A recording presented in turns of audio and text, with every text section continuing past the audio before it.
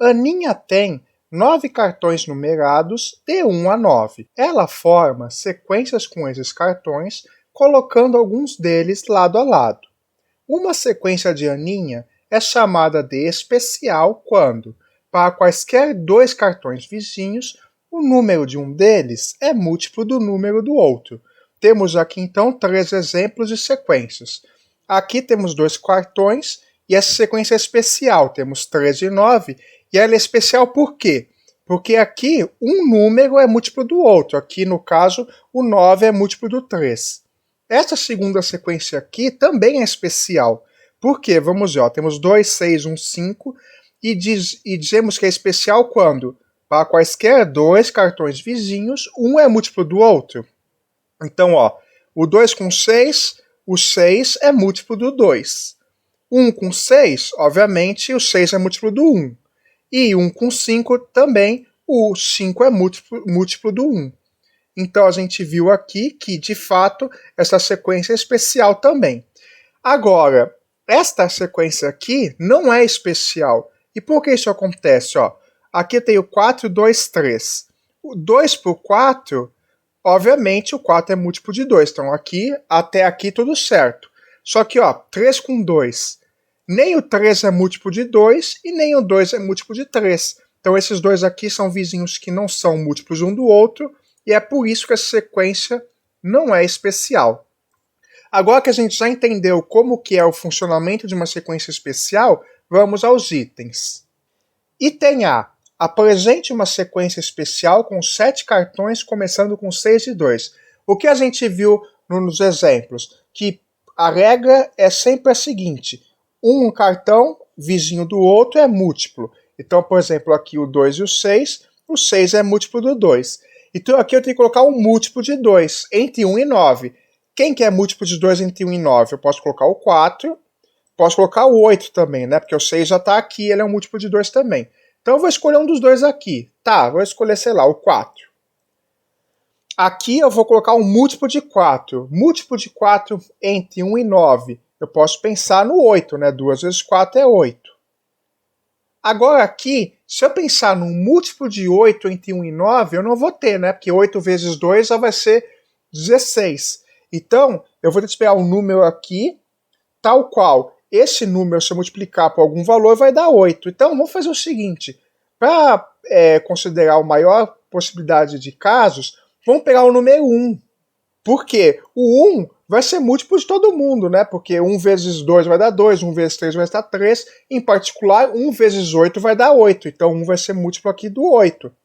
Agora, aqui também é a mesma coisa. Eu posso escolher qualquer número que eu não pus aqui ainda. Então, sei lá, vou escolher o 3. E se eu puser o 3 aqui, aqui eu tenho que pôr o múltiplo de 3. E o múltiplo de 3 entre 1 e 9 pode ser o 9, já que o 6, que também é múltiplo de 3, já está aqui. Então eu vou pôr 9 aqui. E dessa forma a gente concluiu uma sequência de 7 cartões especial que começa com 6 e 2. Item B. Apresente uma sequência especial com 8 cartões. Bom, nós precisamos aqui analisar então agora uma sequência que não tem nenhum cartão que foi dado, né? Na outro item, o 6 e o 2 já foram dados. Como aqui não foi dado nenhum item, eu posso escolher qualquer tipo de número para colocar. Então, vamos pensar o seguinte. Eu quero colocar sequências de múltiplos. A gente já viu aqui no item anterior que eu tenho essa sequência legal 2, 4 e 8, não é? Então, vamos tentar encaixar em algum lugar a sequência 2, 4 e 8 de cartas. Agora, o 1, ele é como se fosse um cartão coringa, né? Que a regra é clara. Entre quaisquer dois cartões, um é múltiplo do outro, né? Então, se eu colocar o número 1 aqui no meio, eu fico com liberdade para escolher os dois cartões adjacentes, né? Por exemplo, se eu coloco 1 aqui, então aqui pode ser qualquer número e aqui qualquer número, que eles vão ser múltiplos do 1, obviamente. Então 1 é meu coringa, eu também gostaria que 1 tivesse aqui, tá? Bom, e se 1 tá aqui, qual que é outra sequência legal que a gente viu aqui? 1, 3, 9, né? Ó, o 3 e o 9. Então eu posso pensar em colocar o 3 e o 9 também nessa sequência. Ó, eu já tenho aqui 6 números, né? Para organizar. Falta 1. Ah, eu vou pegar o que sobrou. Quem que sobrou aqui? Sei lá, sobrou 5, 7. Vou pegar, por exemplo, 7. Então, vamos começar. Vamos começar, então, colocando 1 aqui. E o 7, como o 7, por exemplo, não é múltiplo de ninguém, eu posso colocar ele aqui. O único número que eu vou conseguir obter o 7 vai ser o 1, né? 1 vezes 7 é 7. Agora, daqui eu posso escolher o que eu quiser. Tá, então eu vou colocar, sei lá, posso escolher essa sequência aqui. Vou pôr aqui o 9 e o 3, por exemplo. Coloquei aqui a sequência 9, 3. Agora, para chegar aqui em 2 e colocar essa sequência 2, 4 e 8, ó, eu gostaria de fazer o seguinte, ó. Colocar essa sequência aqui e colocar assim, ó, 2, 4 e 8. Para fazer isso aqui, ó, 2, 4 e 8, eu preciso colocar um número aqui que é múltiplo de 3 e múltiplo de 2. Quem que é múltiplo de 2 e de 3? 6, né? 2 vezes 3. Então, nós completamos uma sequência especial com 8 cartões. 7, 1, 9, 3, 6, 2, 4, 8. Observe que eu podia ter escolhido aqui o 5 também, né? Ia dar na mesma. 5, 1, 9, 3, 6, 2, 4 e 8 também é uma resposta possível. Item C. Apresente uma sequência especial com 3 cartões em que apareçam os cartões 5 e 7. Ora, nós vimos nos itens anteriores que a carta 1 é a nossa carta coringa, porque eu posso colocar ela em qualquer lugar que aí os vizinhos, ele não se incomoda com os vizinhos. Os vizinhos podem ser qualquer coisa, fazer barulho, que ele não se incomoda. Então vamos colocar o 1 aqui no meio, porque o que acontece? O 5 e o 7 não são múltiplos um do outro. E a outra coisa, eles são números primos. Então, não vai ter ninguém que vai dividir eles, a não ser eles mesmos e o próprio 1. Então eu vou fazer o seguinte, vou pôr o 1 aqui no meio, e aí, como 1 é o nosso coringa, o 5 é o múltiplo de 1, o 7 também é o múltiplo de 1. Então, esta aqui é uma sequência especial com 3 cartões, em que aparecem os cartões 5 e 7.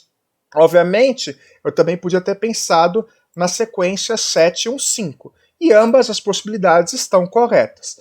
Agora, a gente percebeu que o fato de 1 ser é o número que permite com que quaisquer cartas sejam vizinhas, e o 5 e o 7 serem primos, e não admitirem múltiplos entre 1 e 9, que o próximo múltiplo de 5 seria 10, o próximo múltiplo de 7 é 14, né?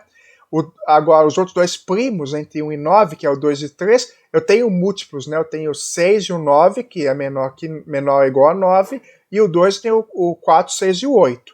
Então, olha só, vamos ao item D. Explique por que é impossível formar uma sequência especial com os 9 cartões. Como eu acabei de dizer, a gente tem no item B uma sequência com 8 cartões. Então, aqui, quem ficou faltando aqui? O excluído da jogada aqui foi o 5. Por que o 5 foi excluído? Bom, a gente reparou que o 5 é o número primo, pelo item C, né? Os 5 e o 7 são primos, e a gente não consegue colocar esses 5 perto de ninguém. Diferente do 1, que aceita qualquer vizinho, o 5 já é bem seletivo, ele só consegue ficar perto do 1 nesse caso. Então, como ele só pode ficar perto do 1, ou ele tem que ser no início ou no fim. Só que não tem como os dois serem no início ou no fim. Então a única possibilidade é eu colocar o 1 e o 5 e 7 juntos. Em algum momento, né, vai ter a sequência aqui dos meus 9 cartões. E em algum momento eu vou ter de colocar 5, 1, 7. Ou 7, 1, 5. E aí, como eles não têm múltiplos, eu não posso nem ir para cá, nem escolher um valor para essa carta, e nem escolher valor para essa carta. Tá, eu posso jogar no início, né? 5, 1, 7. Só que se eu jogar no início, eu não consigo concluir aqui. E da mesma forma, se eu jogar no fim, eu não consigo concluir o resto das cartas. Então, por conta disso, eu não consigo formar uma sequência especial com 9 cartões. No máximo com 8 cartões, que é o que está escrito no item B. E como que a gente escreve isso? Então, nós concluímos o quê? Que é impossível formar uma sequência de 9 cartões, pois o 5 e o 7 não possuem múltiplos entre 1 e 9 e precisam ser obrigatoriamente vizinhos do 1. Por isso, pelo menos um dos dois não vai poder estar na sequência. Se eu quiser colocar todo mundo, seguindo a regra da Aninha, eu não posso colocar os 5 e o 7 na mesma sequência. Um vai ter que ficar excluído. Por isso que o máximo é 8 cartões. E isto finaliza esta questão. Carlinhos fez todas as adições possíveis com 3 parcelas diferentes, em que cada parcela é um número de 3 algarismos iguais, sempre colocando as parcelas em ordem crescente. Por exemplo, 222 mais 555 mais 888 e 444 mais 777 mais 888 foram adições feitas por Carlinhos. Ele não fez a adição 222 mais 888 mais 555, pois as parcelas não estão em ordem crescente, nem a adição 444 mais 444 mais 777, pois nela existem parcelas iguais. Item A. Escreva uma adição que Carlinhos fez em que o resultado é 1332. Então, seguindo as regras do enunciado, nós temos que achar 3 números que possuem algarismos iguais, vamos pôr aqui AAA, BBB e CCC, tais que, quando eu somo eles, o resultado dessa soma aqui vai ser 1332. Vou então pegar os menores valores possíveis para AA e BBB. Vou pegar o A como sendo 1 e o B como sendo 2. Teremos esses dois números, 111 e 222. Se eu somar eles, o resultado vai ser 333. Quanto será que falta para obter 1332? Vamos descobrir quanto falta e torcer para esse resultado ter os 3 algarismos iguais. Se eu fizer a conta aqui, 1332 menos 333, isso aqui vai dar, aqui fica 9, aqui fica 12, né? Pega um daqui, fica 9, aqui vira 2, 12, empresta um daqui também fica 9, e aqui 1 vai ficar 0, empresta 1 vai ficar 9. Então, vai dar 999. Assim, uma adição que Carlinhos pode ter feito, que o resultado é 1332, é a seguinte. É a adição 111 mais 222 mais 999. Observe aqui que há várias possibilidades de resposta. Por exemplo, eu podia pegar aqui esse 999 e passar, por exemplo, 111 para cá e obter a resposta, por exemplo, 111 mais 333 mais 888. Logo, esse item possui várias alternativas para a resposta, contanto que você apresente 3 parcelas com 3 algarismos iguais, e a apresentação não pode ter parcelas equivalentes e tem que estar em ordem crescente. Não pode ser 222 mais 111, tem que ser 111 primeiro, depois 222 e depois 999. Item B.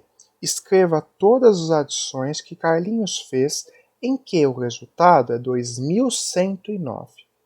Veja, quando a gente fez as contas no item anterior, a gente pegou o primeiro valor que a gente podia ter encontrado, era o 111. Depois eu peguei o 222.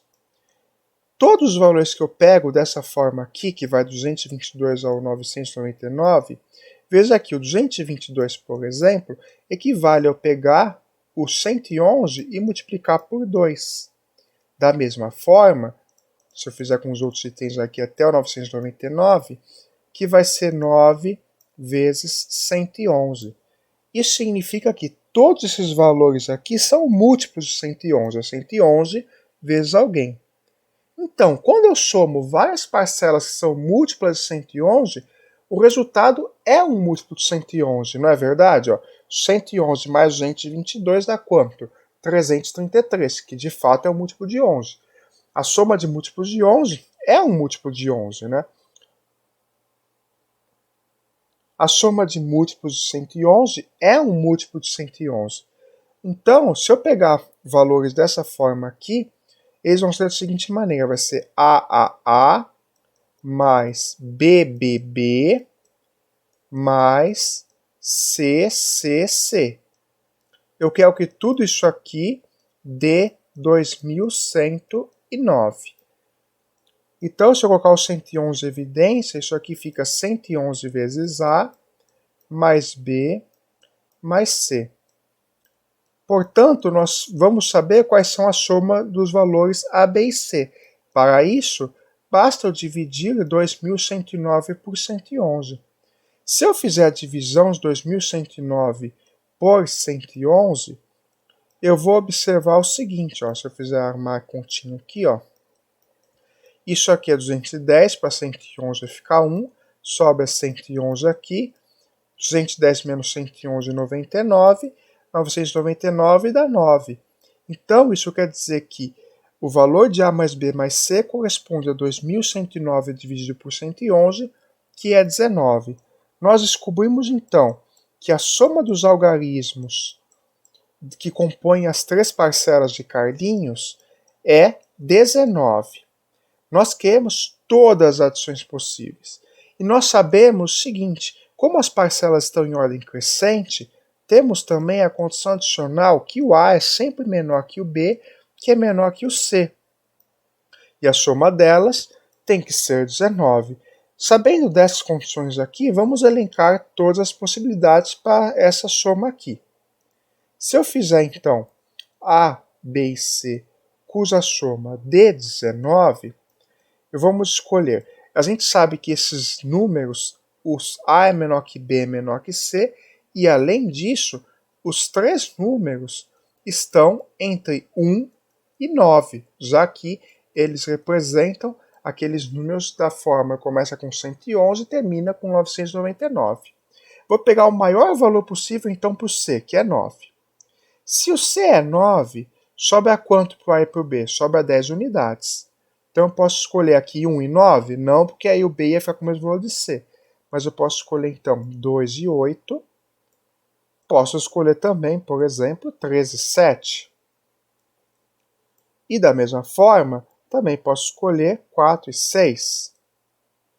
5 e 5 eu já não vou poder, né? Porque aí vai ser parcelas iguais, e se eu pegar o A igual a 6, o A já vai ser maior que o B, o que não vai poder, porque o A é sempre menor que o B, que é menor que o C. Então, os valores em que o C é 9 a gente esgotou.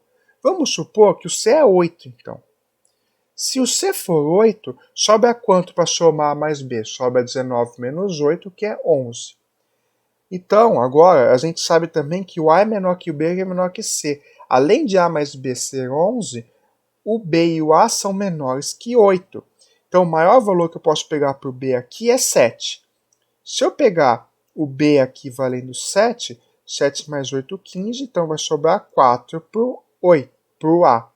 Agora, se eu pegar o B igual a 6, esse valor aqui vai ser 5. Então, eu posso pegar 8, 6 e 5. E não posso pegar um valor menor para o B, senão o A vai ser maior, vai estourar o valor do B. E se eu pegar o C igual a 7, hein? Se eu pegar o C igual a 7, vai sobrar 12 unidades para cá, e aí o B e o A tem que ser menor que 7. Então, a única possibilidade nesse caso, de A mais B, a soma ser 12, e A e B serem ambos menores que 7, ou seja, no máximo 6, é se A for igual a B, que for 6, só que isso não pode acontecer. E o mesmo argumento vai valer se o C for menor, for 6, 5, o valor do A e B vão estourar o valor de C. Então, nenhum desses casos aqui vão acontecer. Logo, as 5 possibilidades para os valores de A, B e C são essas que estão elencadas aqui. E cada uma corresponde a uma soma do Carlinhos. Por exemplo, essa primeira linha aqui corresponde à soma 222 mais 888 mais 999. Portanto, essas são as 5 somas que Carlinhos pode obter, cujo resultado seja 2109. Item C. Explique por que 2109 é o único resultado das adições que Carlinhos fez em que o algarismo das dezenas é diferente dos algarismos das centenas. Veja, 2109, o algarismo das dezenas é 0 e das centenas é 1. Em todos os outros casos, por exemplo, no item A, 1332, o algarismo das dezenas e das centenas é o mesmo. Vamos ver o que acontece? Vamos relembrar o item A. No item A, eu escolhi uma soma lá, né? Eu peguei a soma 111 mais 222 mais 999. Eu sei que essa soma aqui vai dar 1332, mas vamos fazê-la aqui com calma para tentar entender qual é o tipo de fenômeno que ocorre para fazer com que haja diferença entre fazer esse tipo de soma aqui ou fazer essa soma aqui que vai ter a diferença entre esses dois algarismos. Veja, quando eu armo essa continha aqui, ó, vamos fazer a conta. Ó.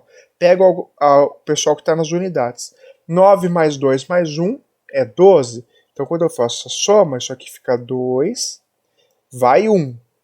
Aqui de novo, vai ficar 12, vai 1. Então, fica 3. Foi 1. E aqui ficou 12, mais 1 aqui deu 3. Então, ficou 13, né? 1332.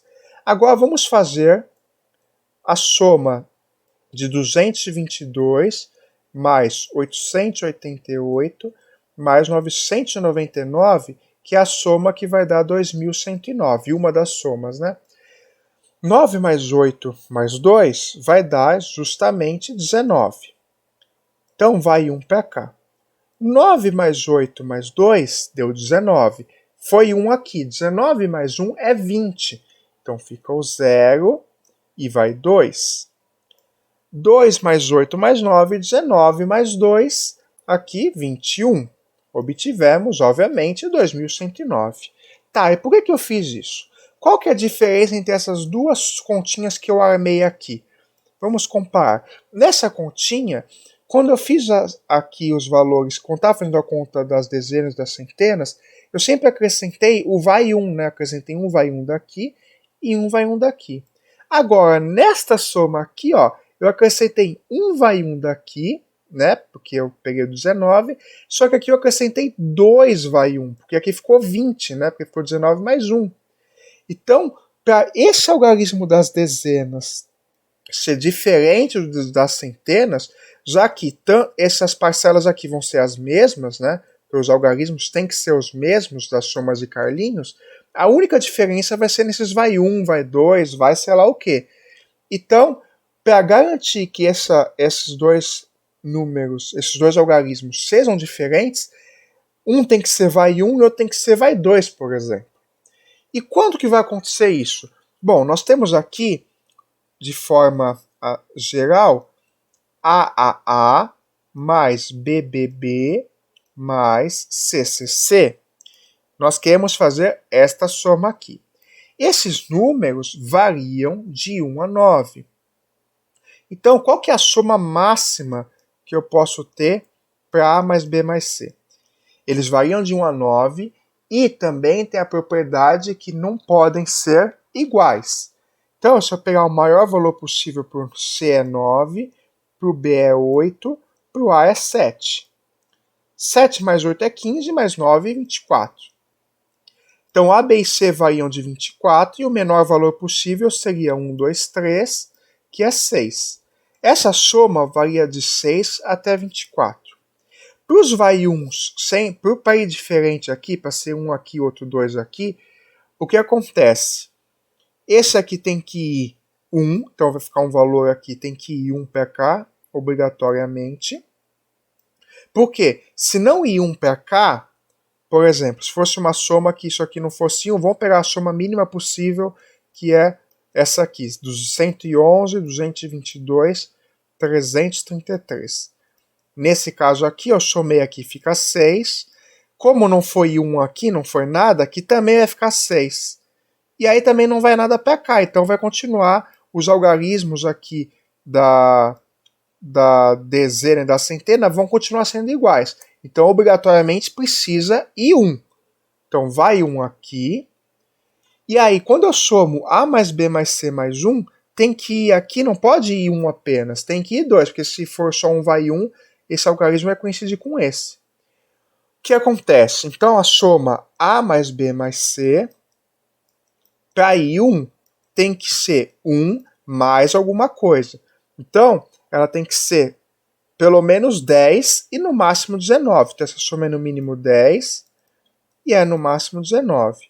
Só que aqui tem que ir 2. Então, quando eu somo A mais B mais C mais 1, isso aqui, para eu somar 2, não pode agora eu fazer mais aqui, tem que ir 2. para ir 2 aqui, então quando eu faço 1 mais A mais B mais C, tem que ser 2 mais alguma coisa. Só que para ser 2 mais alguma coisa, como a soma máxima aqui é 24, a única possibilidade que eu tenho aqui é fazer justamente o A mais B mais C aqui igual a 19. Portanto, a única possibilidade para que vá 2 aqui, e não apenas vá 1, é se A mais B mais C for 19. Só que pelo item B a gente viu que se A mais B mais C é 19, dá 2109. E é por isso que o 2109 é o único resultado no qual o algarismo das dezenas e das centenas vão diferir. E esse raciocínio finaliza esta questão. Marco ganhou 2 tapetes retangulares medindo 2 metros de largura por 7 metros de comprimento cada um. Inicialmente, Marco colocou os 2 tapetes de modo a encaixá-los exatamente sobre o piso de uma sala quadrada, conforme mostrado na figura. Item A. Qual é a área do piso da sala não coberta pelos tapetes? Nessa questão, então, nós temos esses 2 tapetes, esse tapete azul e esse tapete rosa. Eles foram colocados aqui sobrepostos a esse quarto quadrado aqui. E queremos saber a área do piso não coberto pelo tapete, ou seja, queremos saber a soma desses 4 retangulinhos aqui que a gente tem, este e este. Calcular cada lado de um e depois somar pode ser um pouco mais dificultoso. Vamos então tentar achar um raciocínio um pouquinho melhor para isso. Bom, a gente sabe que cada um desses tapetes, conforme o enunciado diz, tem 7 metros de comprimento e 2 de largura. Então aqui é 7, aqui é 2. Agora, se aqui é 7 e no tapete azul aqui também é 7, sabemos que esse lado aqui tem que medir o mesmo que esse aqui.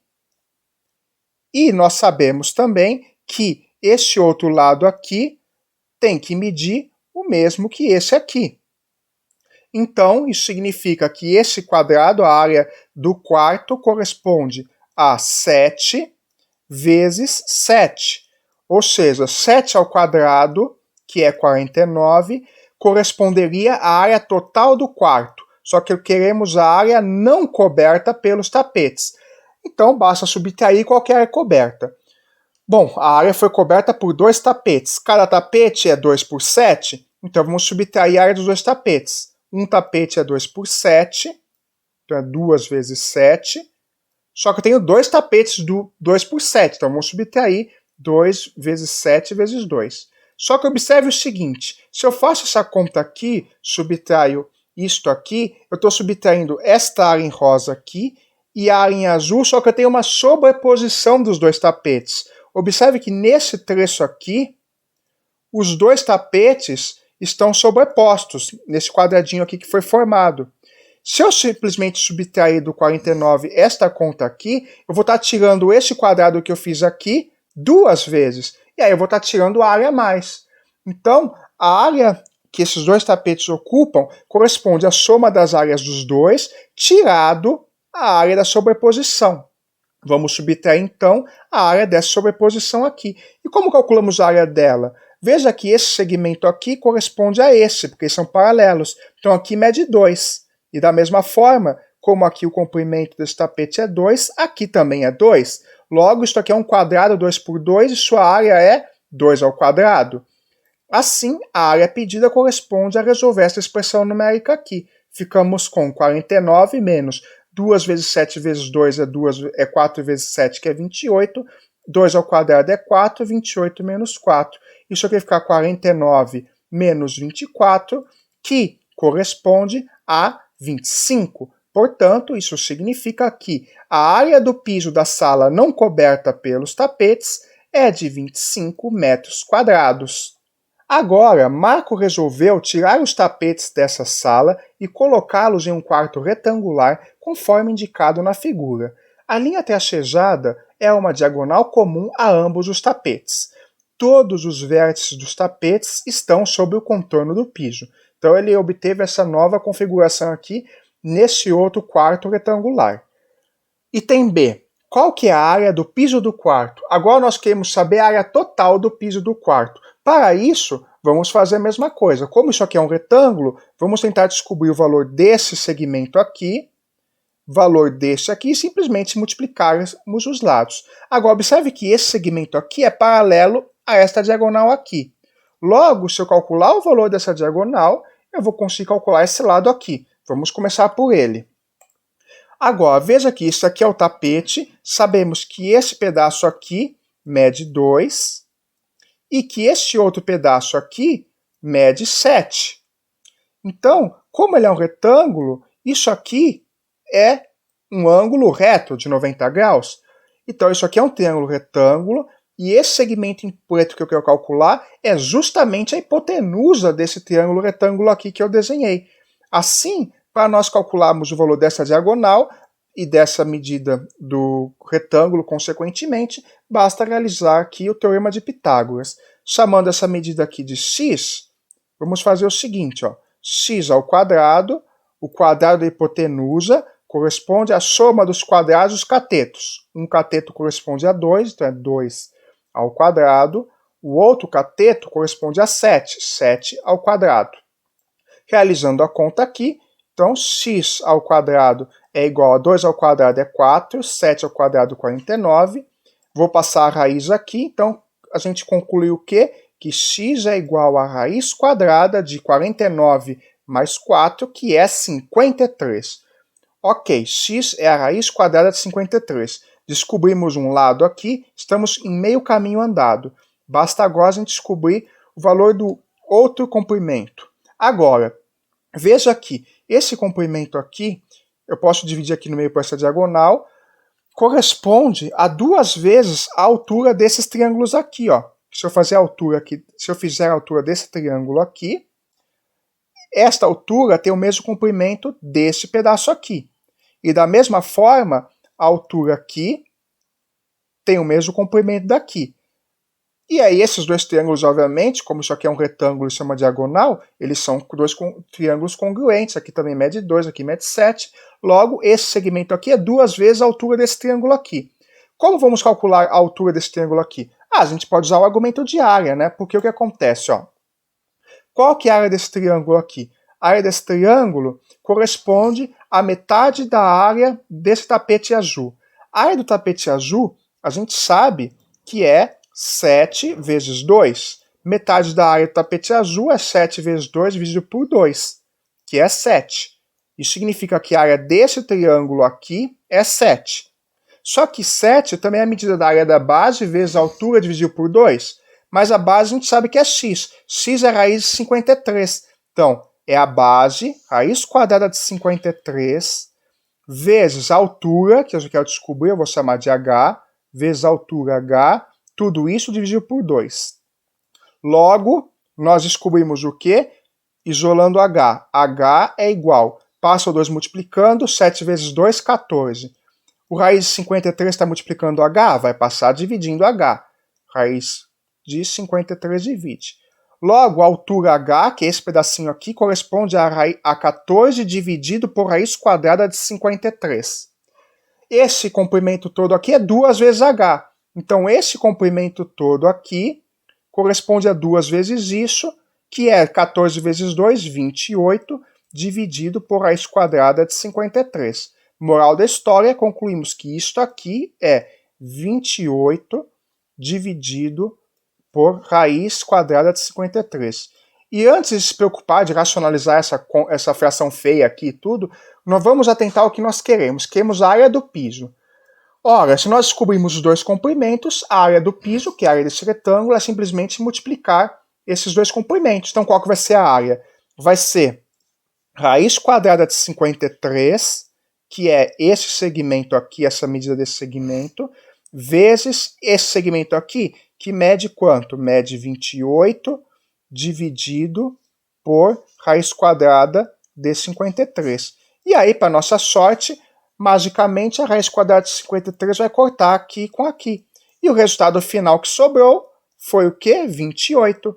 Logo, concluímos que a área total do piso do quarto, nesse caso, é de 28 metros quadrados. Item C. Explique por que a área do piso do quarto não coberta pelos tapetes é igual à área da sobreposição dos tapetes. Nessa situação aqui, a sobreposição dos tapetes vai corresponder a esse losango aqui que está sendo destacado. E nós queremos provar que esta área desse losango aqui corresponde à mesma área de todos os pedacinhos daqui que não estão cobertos pelos tapetes. Como que nós fazemos para fazer o cálculo das respectivas áreas? Nos itens anteriores, no item A, por exemplo, o que nós fizemos para calcular a área do piso não coberta pelo tapete? Bom, a área total do piso, a gente reparou, que eu vou chamar de A, a área total do piso, a gente reparou no item A que era o quê? Era a soma das áreas dos tapetes menos a área da sobreposição, não é? Então vamos fazer a mesma fórmula. A área total menos a área da sobreposição dos tapetes corresponde à área que não foi coberta. Então, a gente sabe que a área total menos a área de sobreposição dos tapetes, qual que é a área da sobreposição?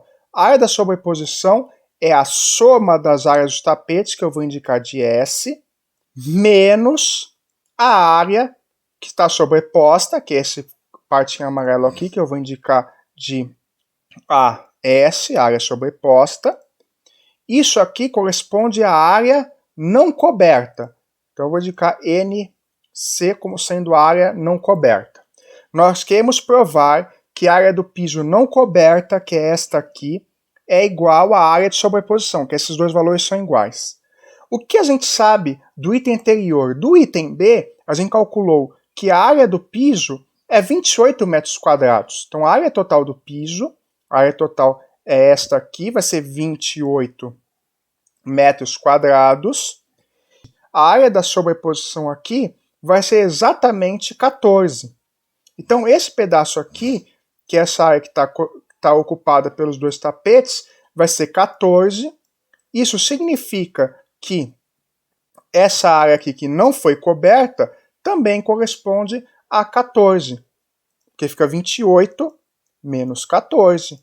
Logo, que nós acabamos de descobrir que esse NC, que é a área não coberta, é 14. Queremos provar que ela é igual à área da sobreposição. Mas qual que é a área da sobreposição? É a área S, a S. A gente sabe que S é a soma das áreas dos dois tapetes, que é 28. Então a gente sabe que S corresponde a 28. A gente quer saber quanto é AS. Só que eu sei que S menos AS vai dar 14, porque a gente viu no item anterior que essa área de sobreposição é 14. Logo, 28 menos esse valor é 14, isso significa que o AS vale 14. Logo, a gente concluiu que a área que está sobreposta, que é a área desse losango aqui, é 14, a área não coberta é 14, e obviamente esses dois valores são os mesmos. E isto prova que a área do piso do quarto não coberta pelos tapetes é igual à área da sobreposição dos tapetes, o que finaliza a questão. Isabel faz pulseiras com bolinhas pretas e brancas igualmente espaçadas entre si. Girar ou refletir a pulseira não produz uma pulseira diferente. A figura mostra uma mesma pulseira em 3 posições diferentes sobre uma mesa. Então esta aqui é a nossa pulseira ilustrativa. Veja que esta outra versão aqui, que foi girada, a gente pegou isso aqui e girou aqui, essa aqui foi para cá, essa para cá, ela vai ser considerada a mesma pulseira, bem como você refletir, como se tivesse um espelho aqui, você refletir as posições das bolinhas também vão representar a mesma pulseira. Dito isso, vamos ver o que nós temos que fazer nos itens. Item A. Com 2 bolinhas pretas e 2 brancas, Isabel consegue fazer apenas 2 pulseiras diferentes. Represente essas pulseiras na figura abaixo, pintando as bolinhas pretas. Vamos pensar, então, com esse raciocínio, como nós podemos pintar essas figuras aqui. O enunciado já facilita nosso trabalho e diz que existe exatamente 2 pulseiras diferentes. Vamos pensar o seguinte, observe que aqui no desenho que foi feito ilustrativo, quando eu tenho 2 bolinhas pretas, uma do lado da outra, o que acontece é que se eu refletir, eu posso refletir aqui por cima também, Essas bolinhas, elas vão representar a mesma pulseira quando tiver duas juntas, uma junta. Então nós vamos fazer o seguinte raciocínio. Como nós temos aqui de colocar duas bolinhas pretas e duas brancas, vamos separar em casos. Os casos em que tem duas bolinhas pretas, uma do lado da outra, e o caso em que você tem bolinhas pretas que não estão uma do lado da outra. Então vamos começar com o primeiro caso. Ó. Vou escolher essa bolinha aqui para ser preta. E eu quero que a outra bolinha preta esteja do lado. Se essa bolinha preta está aqui, a outra bolinha preta obrigatoriamente tem que estar aqui, aqui ou aqui. Se ela estiver aqui, por exemplo, veja que como eu posso ficar girando essa pulseira aqui, ó, posso girar quantas vezes eu quiser, não importa quais outras posições eu coloque. Se eu colocasse, por exemplo, aqui só para ilustrar, aqui, ó, se eu pintasse esses dois aqui de baixo, essas duas pulseiras seriam iguais, que eu ia conseguir girar. Então, se eu colocar duas bolinhas pretas uma do lado da outra, eu só vou ter uma possibilidade que vai ser essa aqui, a menos, obviamente, reflexões e rotações. E agora, se eu separar as bolinhas pretas, vou de novo pintar a bolinha preta aqui, e agora eu não quero que elas estejam juntas. Bom, para a segunda bolinha preta não estar junto à primeira, não pode estar aqui nem aqui. Logo, só pode estar aqui. E, de novo, pela questão da reflexão e rotação, esta aqui vai ser a única possibilidade. Por isso que para esse item A, nós temos essas duas possibilidades aqui, que estão representadas aqui embaixo. Ou eu pinto duas bolinhas pretas, uma do lado da outra, ou então eu pinto bolinhas pretas que estão opostas uma à outra, e qualquer outra possibilidade para preencher essa pintura das bolinhas vai ser equivalente a uma dessas duas. Item B. Quantas pulseiras diferentes Isabel pode fazer usando 3 bolinhas pretas e 3 bolinhas brancas? Agora a situação complica um pouco porque a gente não tem apenas 4 bolinhas, a gente tem 6. Vamos adotar essa mesma estratégia que a gente fez no item A. Vamos pensar em como a gente faz para deixar as bolinhas juntas ou separadas. Nesse caso específico, nós vamos ter 6 bolinhas, né? E dessas 6 bolinhas, o que está acontecendo? Nós precisamos de 3 pretas e 3 brancas. Vamos tentar escolher as posições nas quais nós podemos colocar as bolinhas. Primeiro, a gente fez o que no item A? A gente pensou, vamos pensar primeiro nas duas bolinhas pretas uma do lado da outra e depois nas duas separadas. Vamos fazer a mesma coisa aqui. Vamos pensar nas 3 bolinhas pretas juntas, 2 bolinhas pretas juntas e outra separada, e nas 3 bolinhas pretas separadas. Vamos começar com esse caso aqui. Eu quero juntar as 3 bolinhas pretas, todo mundo está junto um lado do outro. Tá, então eu vou escolher aqui uma posição. Essa aqui vai ser preta e essa preta. Tá? 3 bolinhas pretas juntas umas das outras. Veja aqui, não importa como eu gire aqui, qualquer outra configuração de 3 bolinhas pretas juntas uma do lado da outra vai corresponder a essa, pelo mesmo princípio do item anterior. Se eu pintasse, por exemplo, essa e essa, você rotaciona, gira aqui, por exemplo, e chega nessa configuração. Ou seja, só tem uma configuração possível no qual nós temos 3 bolinhas pretas uma do lado da outra. Então, para esse primeiro caso, nós temos uma possibilidade. Agora vamos fazer 2 bolinhas pretas. Vou escolher 2 bolinhas pretas simultâneas aqui, ó, essa e essa vizinha aqui. A pergunta é, onde que pode ir a terceira bolinha preta de forma a não ter configurações iguais? Bom, se ela não pode estar junto, né, não pode ter uma terceira bolinha preta junto dessa aqui, elas obviamente não podem estar nem nessa configuração e nem nessa. Sobrou então 2 possibilidades, né? Ou ela está pintada aqui, a outra bolinha preta, ou a outra opção seria pintar esta outra aqui.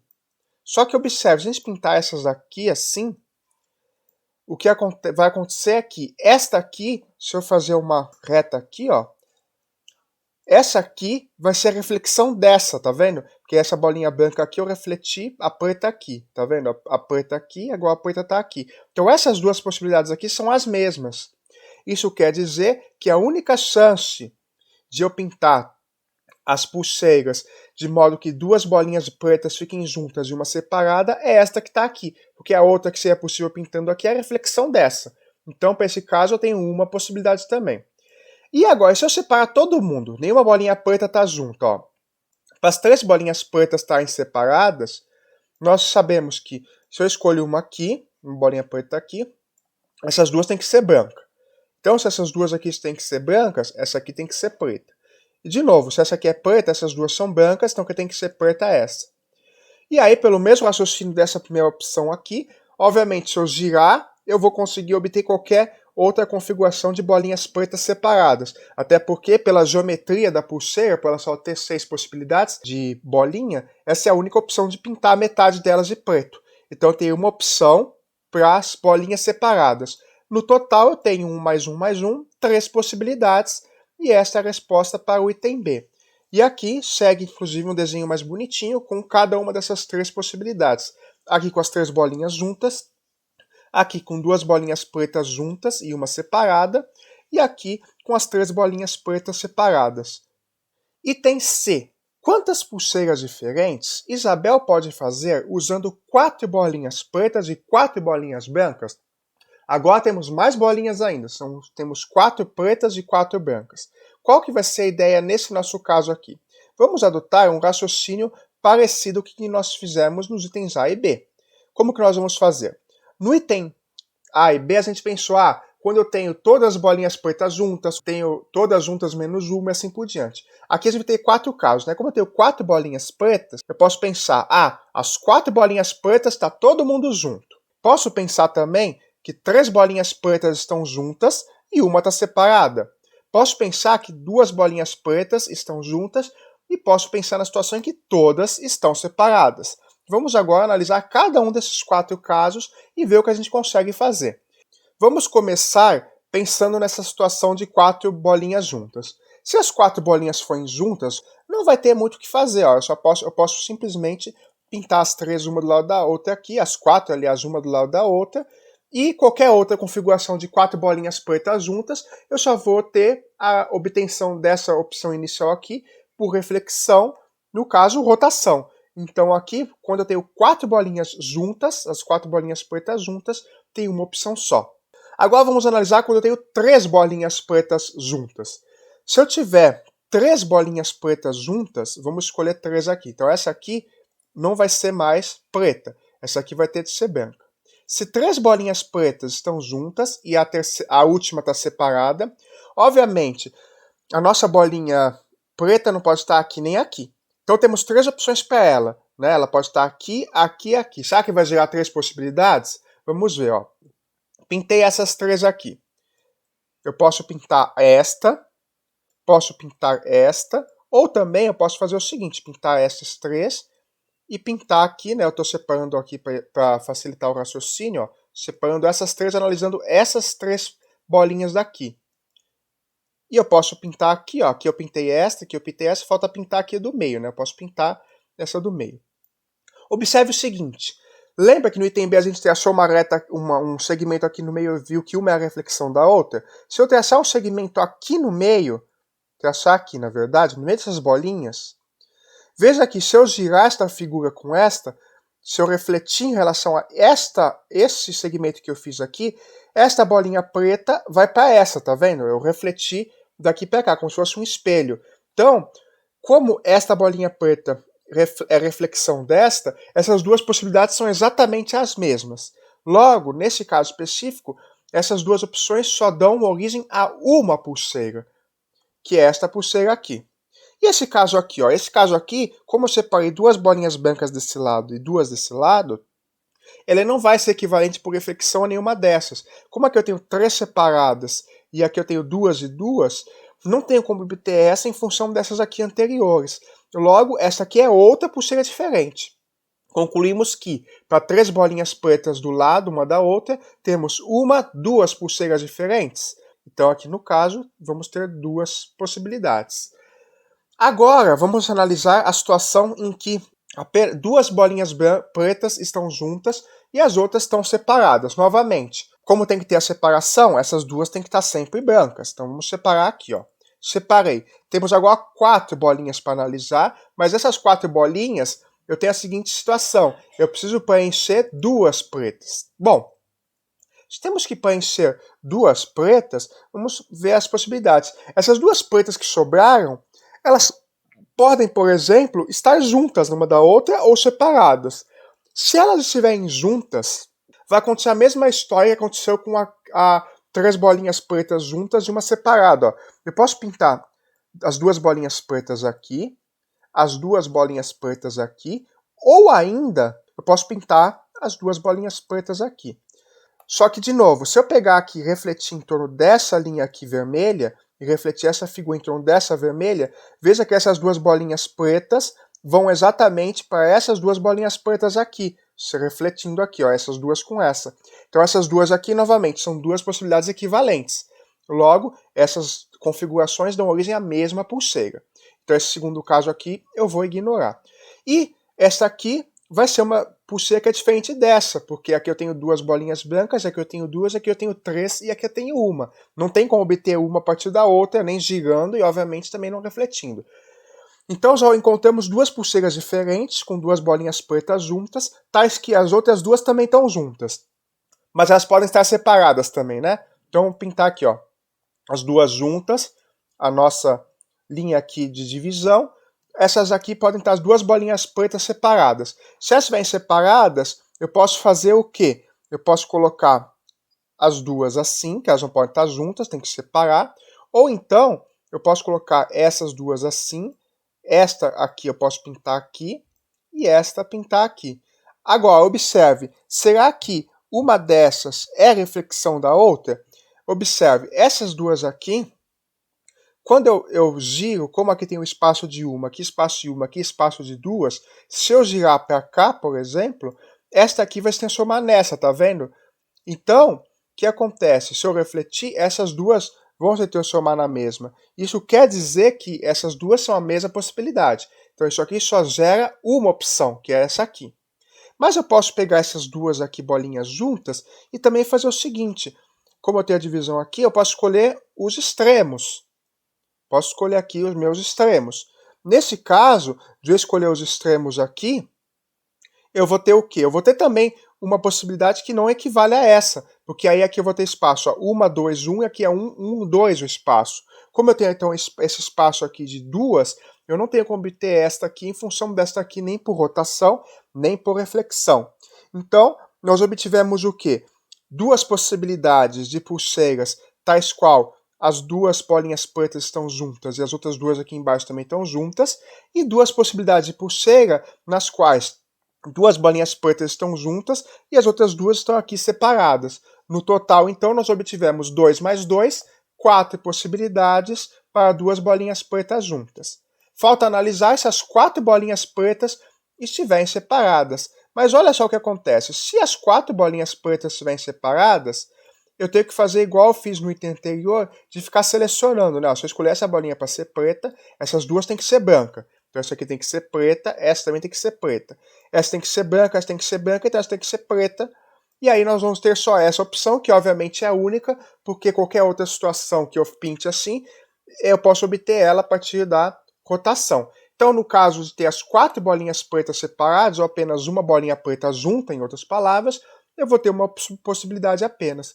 No total, eu tenho 1 mais 2 mais 4 mais 1, que corresponde a 8 possibilidades. Logo, há 8 pulseiras diferentes que podem ser feitas.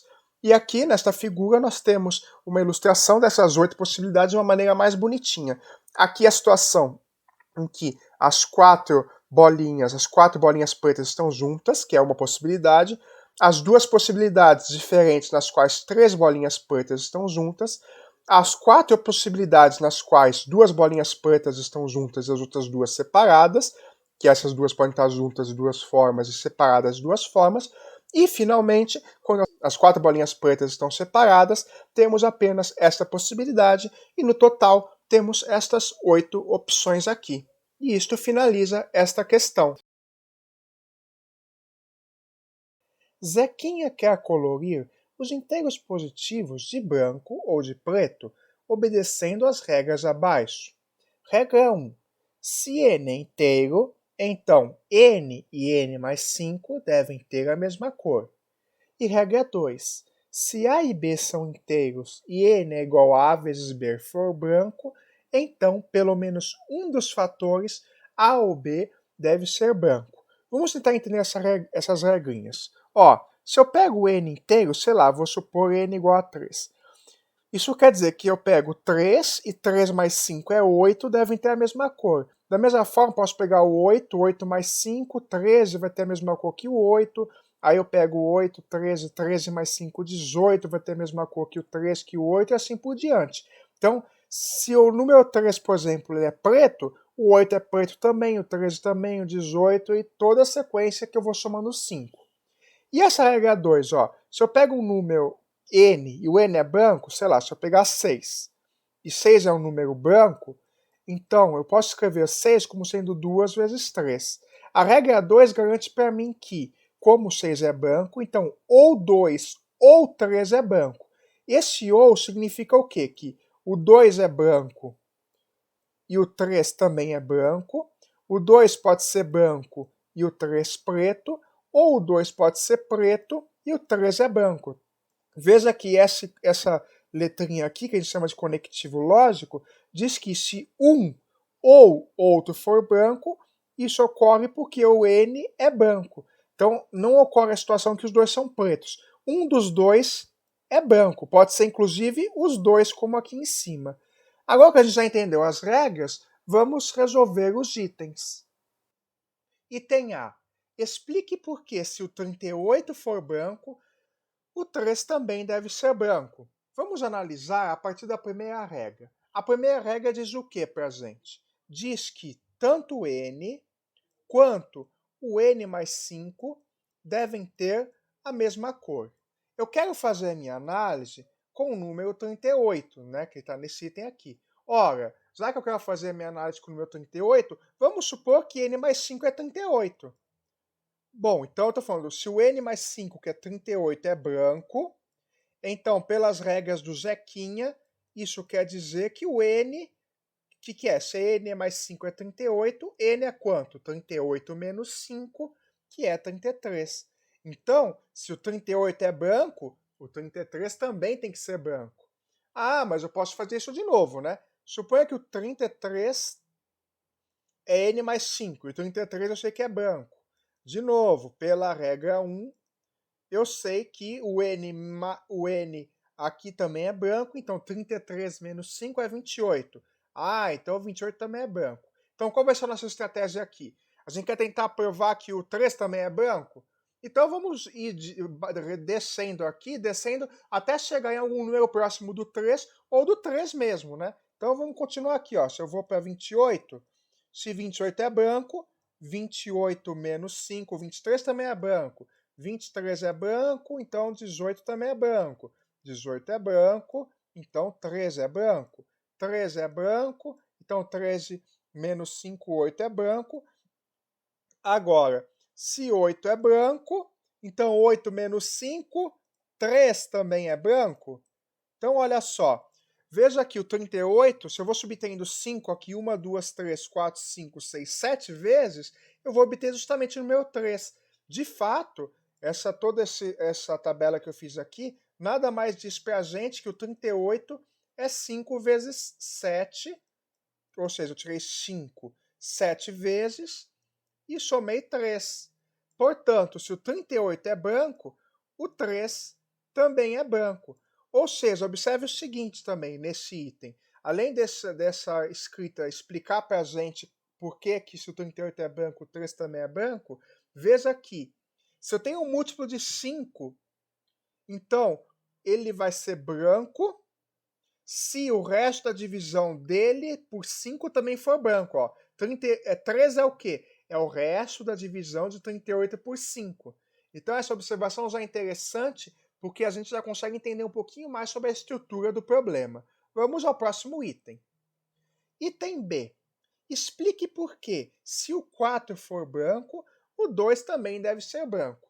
Bom, a gente podia pensar na mesma estratégia do item anterior, né? Vamos pensar, se o n mais 5 é 4, aí a gente vai ter o quê? Vai ter um problema, porque se eu tirar 5 de 4, eu vou ter menos 1 e eu estou tratando os inteiros positivos. Ah, que droga, a regra 1 não funciona. Se a regra 1 não funciona para a gente, vamos apelar para a regra 2, né? Alguém vai ter de funcionar. Qual que a regra 2 me diz? Vamos lembrar aqui, ó.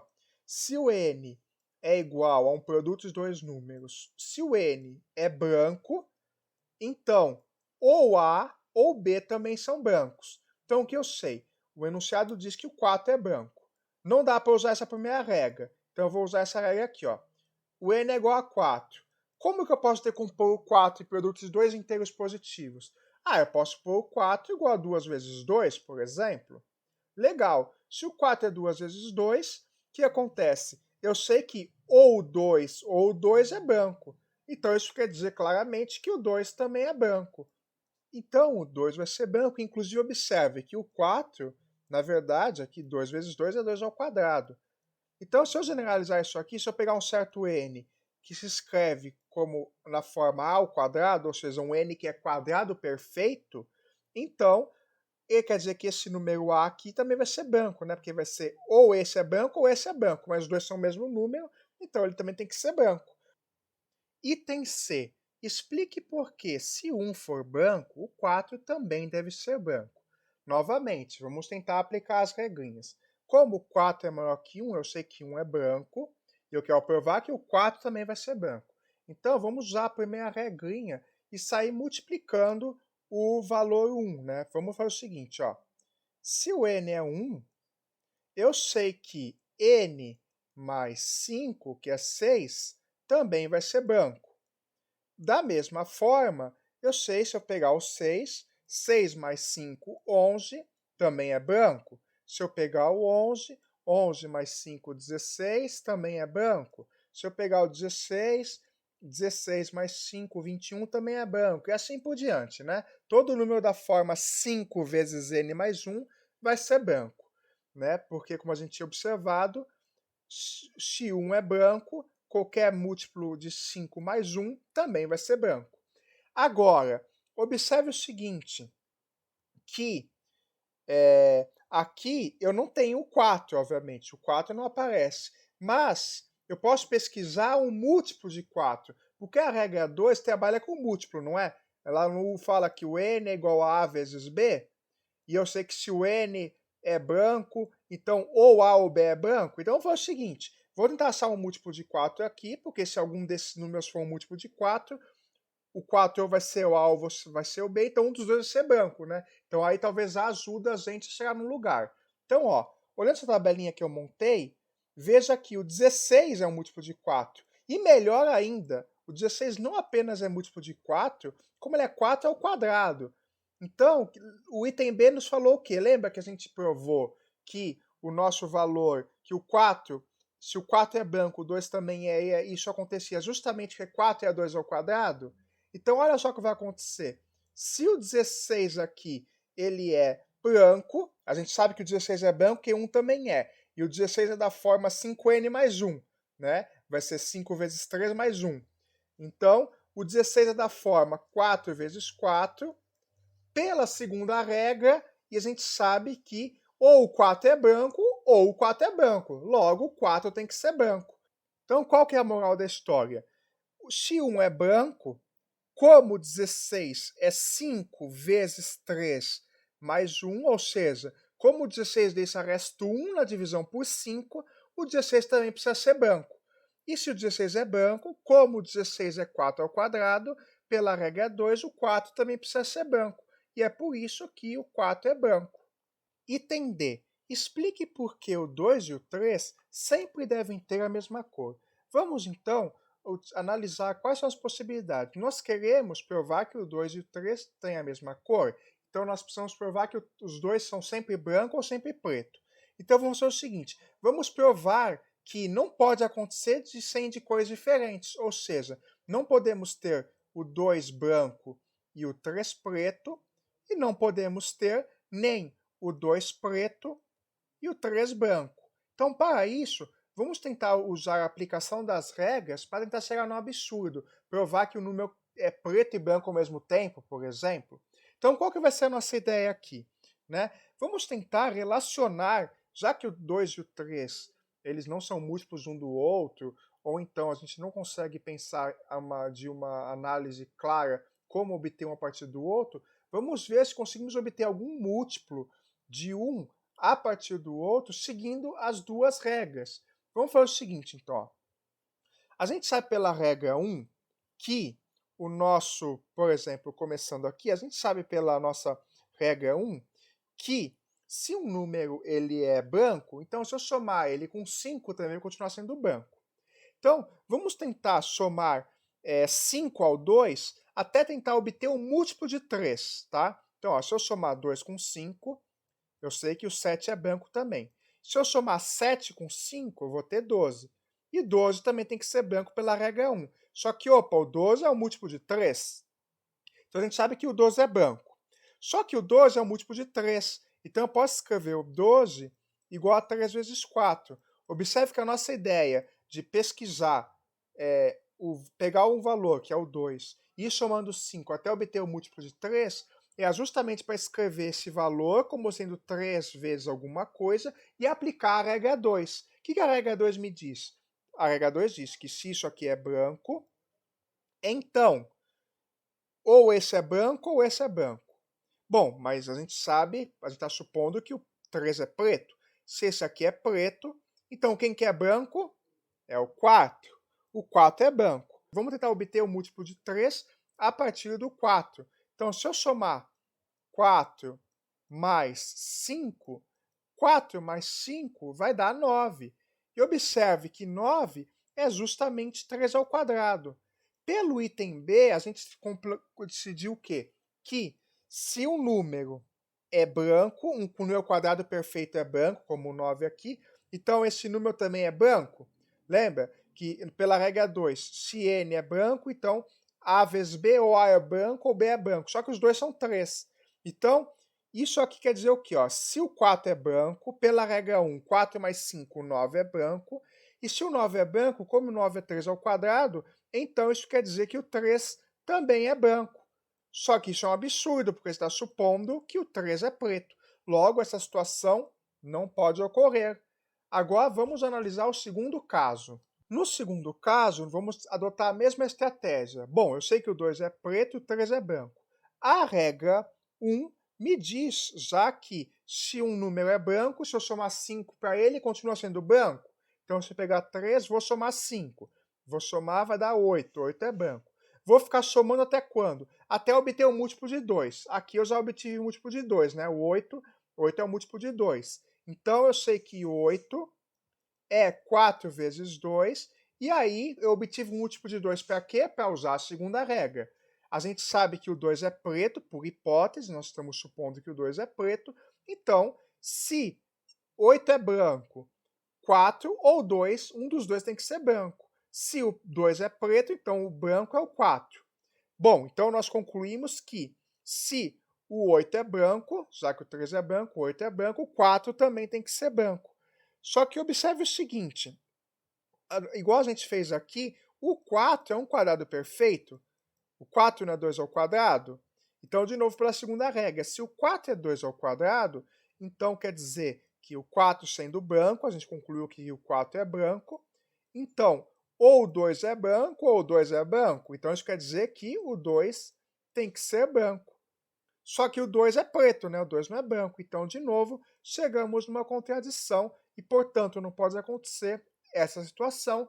Também não pode acontecer essa. Então, o 2 e o 3 sempre tem que ter a mesma cor. E isto finaliza esta questão.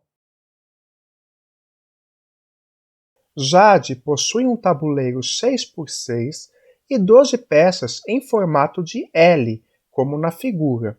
Cada peça cobre 3 quadradinhos do tabuleiro. Ela coloca as peças no tabuleiro sem sobreposição. Aqui nós temos a imagem dessa peça. Agora, o item A nos diz que Jade já colocou algumas peças no tabuleiro abaixo. Termine de colocar as peças que faltam, cobrindo todas as casas do tabuleiro.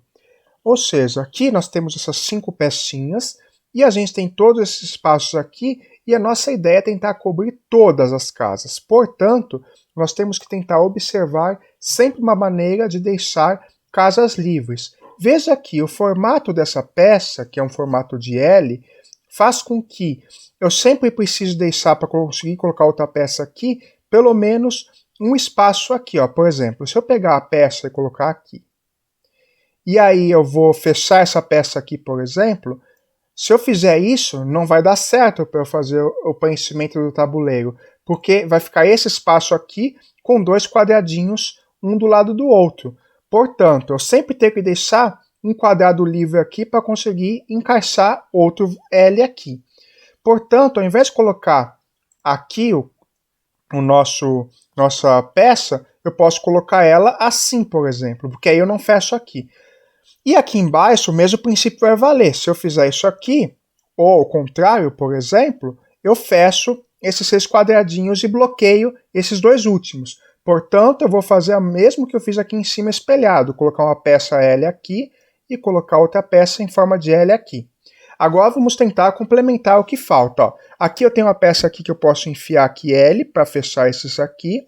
Aí aqui, ó, sobrou aqui que eu posso colocar esse L. E por último, eu posso fechar aqui com essa outra peça. Portanto, esta aqui é uma maneira de terminar de colocar as peças nesse tabuleiro de modo que nenhuma casa fique vazia. Item B. Jade colocou 2 peças no tabuleiro, como na figura.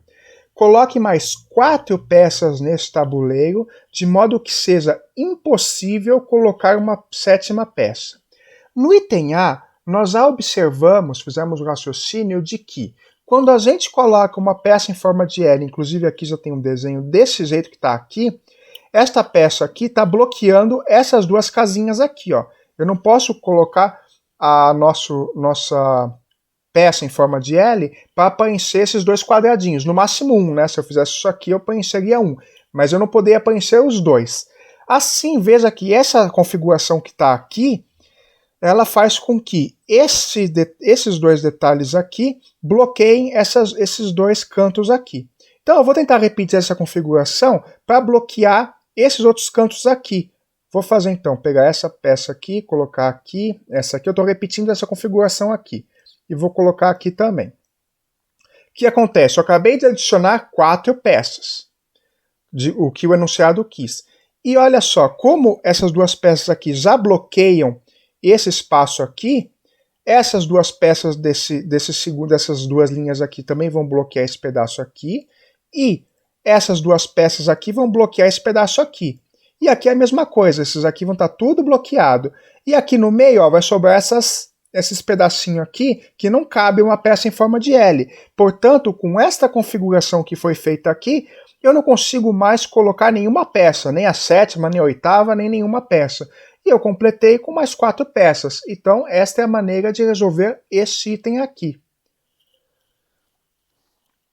Item C. Explique por que, qualquer que seja a maneira que Jade coloque 5 peças no tabuleiro, sempre será possível colocar mais uma. Para resolver esta questão, vamos utilizar como exemplo o que nós fizemos no item A, que nós tínhamos um tabuleiro com 5 peças. E aí, esse tabuleiro, obviamente, a gente consegue completar ele com todas as peças, porque o item A mostra que isso é possível. Mas vamos utilizá-lo como base para o nosso raciocínio. O que acontece é que o tabuleiro total, veja que ele tem 6 quadradinhos aqui, e ele tem 6 quadradinhos aqui, ou seja, ele tem 6 vezes 6, 36 quadradinhos no total. Cada peça em forma de L ocupa quantos quadradinhos? Ocupa 1, 2, 3 quadradinhos. Portanto, 5 peças do tabuleiro vão ocupar 5 vezes 3, que é 15 quadradinhos. Portanto, se eu coloco 5 peças, 15 quadradinhos estão ocupados, vão sobrar 21 quadradinhos. Agora observe que, para eu bloquear, para eu impedir que seja possível colocar mais uma peça, o que acontece? Eu precisaria obter uma formação igual a do item B, não é? Quando a gente tinha uma formação desse tipo, a gente criou 2 quadradinhos um do lado do outro aqui, e isso bloqueia a colocação de outras peças. Por que isso aconteceu esse bloqueio? Porque esses 4 pedacinhos aqui, ó, se eu pegar esse subquadradinho aqui que tem 4 por 4, que tem 4 quadradinhos, veja que esses 2 aqui, eles ficaram livres, e aí isso significa que se eu fizer esta posição aqui, eu evito que tenha mais peças. Só que esse quadradinho aqui, então, precisa ter pelo menos 2 casas ocupadas por uma peça em forma de L.